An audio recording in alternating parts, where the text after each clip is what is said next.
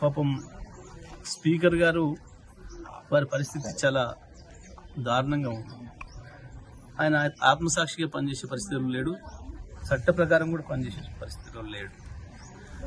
బహిరంగంగానే మా పార్టీ మారిన ఎమ్మెల్యేలు గతంలో కాంగ్రెస్ పార్టీ కార్యక్రమాలు పాల్గొన్నారు, పార్లమెంట్ ఎన్నికల్లో కాంగ్రెస్ పార్టీ కార్యక్రమాల్లో పాల్గొన్నారు. మేము అవన్నీ కూడా సబ్మిట్ చేసినాం. కాంగ్రెస్ పార్టీ సమావేశాలలో పాల్గొన్నారు, హైదరాబాద్లో జరిగిన ఏఐసిసి సభలలో పాల్గొన్నారు. అన్నీ కూడా కాంగ్రెస్ జెండా వేసుకొని తిరుగుతున్నారు. అన్నీ సబ్మిట్ చేసిన దానికి కూడా స్పీకర్ గారికి కనపడలేదట. వాళ్ళు చాలా వికార్సైన చాలా బుద్ధి కలిగిన బీఆర్ఎస్ పార్టీ ఎమ్మెల్యేలుగానే తిరుగుతున్నారట, కేసీఆర్ శిష్యులు తిరుగుతున్నారట. మరి నిన్నివాళ గత వారం రోజులుగా ప్రతిరోజు మీడియాలో వస్తుంది, కనబడుతుంది. గద్వాల ఎమ్మెల్యే స్పష్టంగా కాంగ్రెస్ ర్యాలీలో పాల్గొని కాంగ్రెస్ అభ్యర్థులకు గెలిపించుకోవాలి మనం అని చెప్పి, జగిత్యాలనైతే స్పష్టంగా జీవన్ రెడ్డి గారు బహిరంగంగానే స్టేట్మెంట్ ఇచ్చిండు.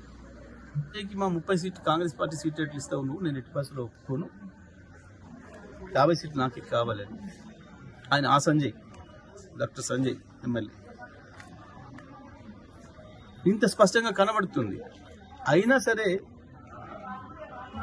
స్పీకర్ గారు ఆ పిటిషన్ డిస్మిస్ చేయడం అనేది దురదృష్టకరం. వీరికి ఏమాత్రం చట్టం అంటే గౌరవం లేదు, న్యాయం అంటే గౌరవం లేదు. తప్పకుండా మేము కోర్టులో తేల్చుకుంటాం. వాళ్ళని డిస్క్వాలిఫై చేయడం అనేది ఖాయం. స్పీకర్ గారి ఏకపక్ష నిర్ణయాన్ని ప్రజలందరూ కూడా గమనిస్తున్నారు. ఏమాత్రం ఆయన ఒక స్పీకర్గా న్యాయబద్ధంగా ప్రవర్తిస్తలేరు అనేది స్పష్టంగా అర్థమవుతుంది. వీటన్నిటి ప్రభావం కూడా స్థానిక సంస్థల ఎన్నికలు కూడా పడుతుంది, మున్సిపల్ ఎన్నికలు కూడా పడుతుంది. ప్రజలు సరైన బుద్ధి చెప్తారు. కోర్టు ద్వారానైనా మేము వాళ్ళని డిస్క్వాలిఫై చేయిస్తాం, వాళ్ళని ఓడగొట్టి తీరుతాం.